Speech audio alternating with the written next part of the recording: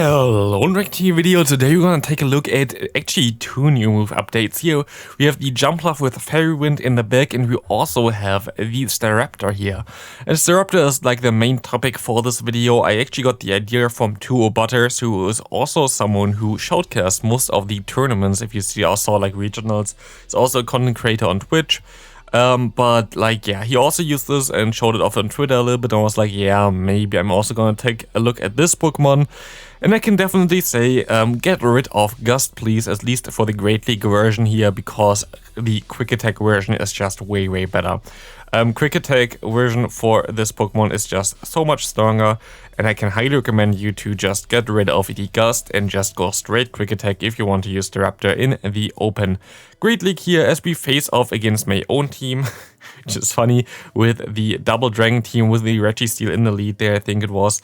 And we will be able to now go ahead and go for one Acrobatics, as we see, and the Dragonite coming back in again. We can go into our what's called Stunfisk here. Sadly, we get hit by a superpower, of course, and we now have the race between the Staraptor and the Dragonite, and we can just quick attack this Pokemon down there, winning us the game as we face a Jumpluff in the lead. We will be able to do some nice damage against the Jumpluff, but also against this Weezing coming in. This could, of course, be the overheat, as they would outspeed us, so we're going to shield this move up, and we're going to bait here, because why would they swap in here if they don't want to shield up the potential Earthquake? And they're exactly going to do this, as we see Peter here on the next charge move, which will be actually the overheat, as we see here, and we can now go for an Earthquake. This Earthquake will do some nice damage, and we will be able to swap the switch advantage here, as we see a Lantern coming in. A Lantern definitely doesn't appreciate my little plant here. As they go into their own Jumpluff, we can go for one Acrobatics, which will do some massive damage if they let this go, and they actually let this move go through. Actually, I thought it would do more damage, to be honest, but we see them doing also an Acrobatics, which doesn't KO us, but we can go for another one here, and just Acrobatics against Acrobatics, as we can see that we can KO the opponent. They kind of still have to go for a charge move here, and they're actually going to do this as well, as we see them going for one Surf. We can go into our G-Fisk, I would say, and go for a potential Earthquake. We wanted to catch the move here, actually. Did work out. It's going to be a Surf, and we will maybe even still get to a charge move, and actually the Quick Attack will be enough to get us to the close combat here, which is so amazing. We wouldn't have got there without this Quick Attack move there, and we will be able to now to do some nice damage. We see a Ninetales, we see a Kofag Regis coming in. Here, of course, Gust would be cool for the fast move damage, but we're still going to be able to outspeed this thing now. We're going to shield up this Dark Pulse. I don't know if this was the right call. I think I still will have survived it, but we can go for one Brave Bird here. This Brave Bird will knock out this Pokemon there. The Kofag Regis is gone. We can go for another Brave Bird here. What's gonna happen now? We're going to knock out this Pokemon as well. And the Staraptor is just going completely nuts, as we can go for another Brave Bird. But this time around, they kinda know that they should maybe shield against us. We see now the Kofag, it's not even the Kofag, it's the Runerigus against us. We can go ahead, shield this Shadow Ball up, and we can go for some Energy Balls, which will be able to win us the games most likely. Actually, 2 Shadow Balls are enough to KO us. That's kind of wild, as we can go for one Energy Ball, and they even let the move go through, which wins us the game there, as we see the next opponent having the Stunfisk Mirror. I hate this Mirror, to be honest, so yeah, I'm always basically playing this horrible. Let's see how it's going to go now. We will be able to shield up the Rock Slide there. Hell yeah, and we can go for our Earthquake, and it gets shielded as well. And now we are far behind in terms of energy, and we can shield the next move, which is going to be, of course, the Rock Slide. We go now for our Rock Slide bait, and we will be actually able to get a shield this time around, and we will be able to swap perfectly onto our Jumpluff on the Earthquake, doing no damage whatsoever. We're still not really in this game yet, because they have so much energy. They don't really have to swap out of here. They can just go for more and more Rock Slides, and they have like basically 100 energy, I think, at this point. We can go for one Energy Ball, doing some nice damage, but they get us really close, at least here, to the KOing. But actually they don't, and we can actually still KO them with one charge move here from the Jumpluff, being able to flip the switch here as we see Azumarill coming in. Against Azumarill, we're going to try to go into the Staraptor, go for some fast moves and try to catch the potential Ice Beam. Didn't work out, we can go for an Earthquake still though, and we have some energy now on our Staraptor, which is going to be amazing for the end game. Let's see what's going to happen. They're going to go for one charge move here, which is going to be the Ice Beam. So they definitely have the Ice Beam. We can go for one Earthquake here. This Earthquake will do some nice damage, and we will see them swapping into the Trevenant. So yeah, this game does look a little bit tough, to be honest here, as we can go for a Rock Slide. Sadly, this time around, the Gust, not having the Gust here, will hurt us a lot, because we have to go to 100 energy here to be able to win this game. They have a move start on the Azumarill, anything else will not win us the game, and one close combat doesn't do half damage to a Trevenant, at least not that I think, so we're going to go down here sadly. Our only play was to go up to 100 energy, and we needed 2 more fast moves for this. We see the next opponent having a Walrein. This Pokemon is not existing anymore, if some people like say this, but I still see it sometimes. I wonder actually how good and how often we will see Walrein still in the regional meta. I'm pretty sure a lot of people just not gonna go for it, but we have to see what in general will be common in this kind of meta. I have some ideas what I kind of want to run when I participate in some regionals, and definitely going to do some regionals this time around as well, more than the last time, because now some restrictions are a little bit lifted, the game works out, and now it's actually kind of worth it to participate in those regionals.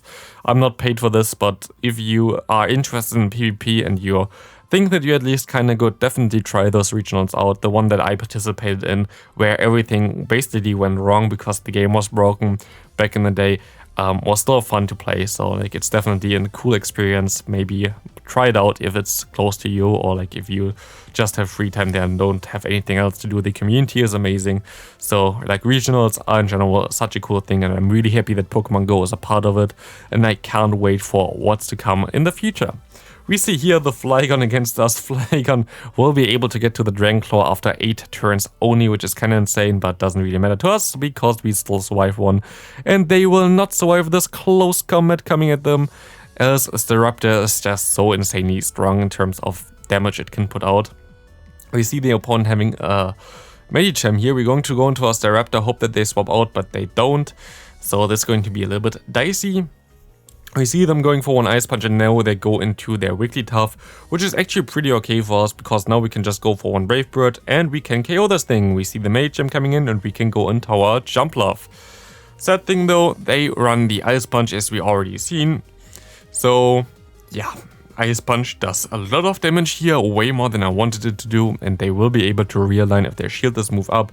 And they will shield this move up, and I'm going to have to shield their move up, and they will be able to either get basically out of here with a shield advantage, or or they get switch advantage as well. And they actually gonna let this move go through. That's going to be a Drapier now in the back. It's kind of weird. Like, if they're shielded, I think I would have already lost at this point of time, but this is going to be a little bit close. They have the Awkward Tail, does some nice damage. We have to bait them here, definitely. Otherwise, there's not really a chance for us to win this game. We go for the Rock Slide bait. Let's see what's going to happen. Do they shield this? Do they not shield it?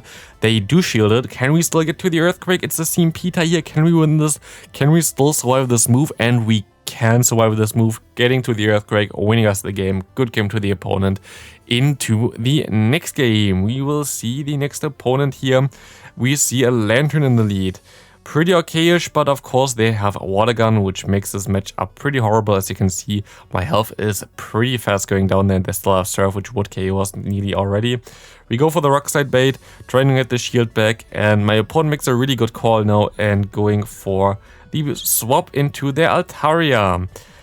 On the Earthquake, very good swap there, very nice, well played there, as we can still go for another Rock Slide here, trying to get this thing low.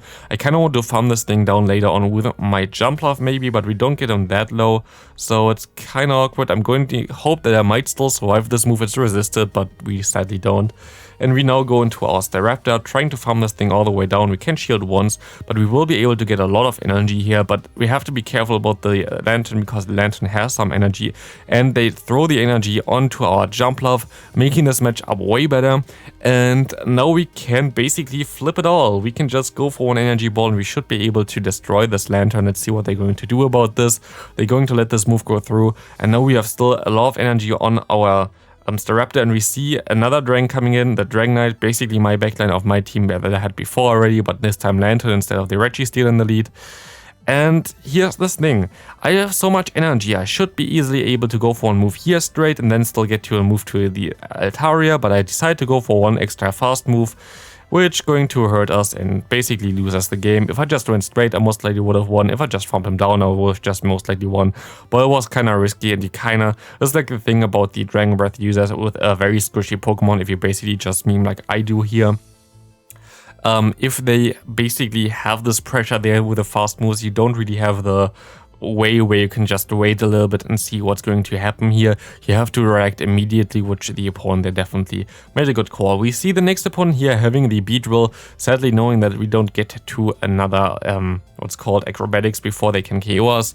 We can still go for one Rock Slide here, getting the shield from the opponent. We try to catch the Drill one, which didn't work out. We see the Dragonite coming in. We can go for a Brave Bird here, which will KO them if they let this move go through. They're going to shield this move up, and we have to shield up here as well, as they go for a 1 superpower easily, and this superpower would definitely hurt a lot more than the Beedrill would, as we can go for one Rock Slide here. We will be able to get this Dragonite. We can go for one more fast move. We can now go for one more Drill Run. They go for one Drill Run already, and they are at another one. Does this Drill Run KO us? It does not, and we will be able to win this game now thanks to this Rock Slide coming through against this Beedrill, winning us the game. Into the next one, we're going to see the Stunfisk against the Stunfisk, but this is a different Stunfisk. It's going to be the Galarian against the Unnovan Stunfisk here.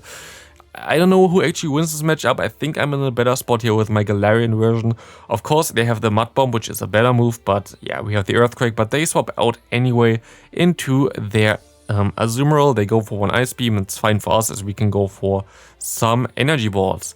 I still have to get used to the Jumpluff not being a 3-turn move, but a 2-turn move, because I always still think that Fairy Wind animation looks like a 3-turn animation, but that's just me, as we can now go ahead and go for one more Grass Knot. They're going to hopefully let this move go through, but they're not. But this is fine for us. We still can go for another charge move here, and we will be able to get the final shield by the opponent, and we can even go for one Rock Slide after the debuff here anyway. This Rock Slide will KO the opponent, and we can now basically win this game as they decide to surrender there. We're so far behind. As we see the next opponent, I hate the Mirror of Stunfisk. I just can't stand the Mirror of Stunfisk. Yeah, we can go straight for the move. They actually swap out into their Venusaur. Decent-ish play. I think I kind of misplayed this, to be honest. I should have just went for a charge move here. I tried to catch the move here, which works out pretty well, which does no damage then to me. But how do I want to hit them back without me using another shield? And this is basically impossible, so we kind of screw this up as well, because they can just go for Sludge Bomb, and I'm kind of screwed with this, to be honest. We can go for one more Acrobatics. They're going to let this move go through. We are one shield down now. And we see also them going into their Stunfisk there. We lose the MP, which doesn't really matter, because we're still easily going to survive this Rock Slide. They still have to go for another one, as we can go for those Energy Balls here, getting the thing actually pretty low to half health, and we can go ahead, let this move go through as well, and go back into our own Stunfisk, trying to get the shield as they go into the Sableye. I'm going to hopefully, I don't know what I'm actually going to try to do here. We have to kind of bait here, so we go for another Rock Slide. They most likely will be shielding this up, right? Yep, they will be shielding this up, and I can now go for an Earthquake. I'm going to let this move go through. Let's see what's going to happen. They're going to let this move through as well now. Let's see if they want to shield this up, and they do want to shield this up. So I go into my Staraptor. I have to build up to 2 moves here, and I kind of make the misplay here of going for the no shield, as now they can KO us with the return. Very nice return by the opponent. I don't know, I kind of had to risk it, because if they swap out and they just basically snipe me there, I'm kind of screwed as well.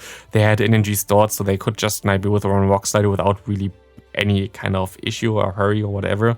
As we see, what's it called, Toxic Croak here. Toxic Croak against the Jumpluff is actually pretty horrible for the Jumpluff, as you can see here. You don't do really damage, and your Acrobatics basically would KO them, but of course they can just go for Sludge Bomb. But my opponent decides to just always go for Mud Bomb for whatever reason, like Mud Bomb them all, or I don't know what he wants to do with this, but now I'm going to know why he does this. He has Dynamic Punch instead of the Sludge Bomb. At the current meta, I kind of disagree with this play at least. I think the Sludge Bomb is definitely better, especially for the Trevenant. But we will see a War Phase here, and we see also that they go into their Superior, as we see the Rock Slides coming through, and this Rock Slide will do enough to put them into a very close range for basically a knockout from another Rock Slide. But of course they go for Leaf Tornado. For me it's a 100% debuff chance against me, so they're of course debuffing me, but they're still going to shield this move up, which is interesting, as this is not something that you usually would see, as we're going to have to let this move go through and we have to try to farm it down with our Staraptor. Didn't work out because they swap out immediately. What works out is this close combat against this Bastion, and we will be able to win this game now. And we also will actually, do we win this game? Yeah, we have a Moose out here. We will be able to win this game. Thanks for watching. See you next video. Have a great rest of your day. The Staraptor is really fun to play. Definitely try to get rid of your Gust there, I think.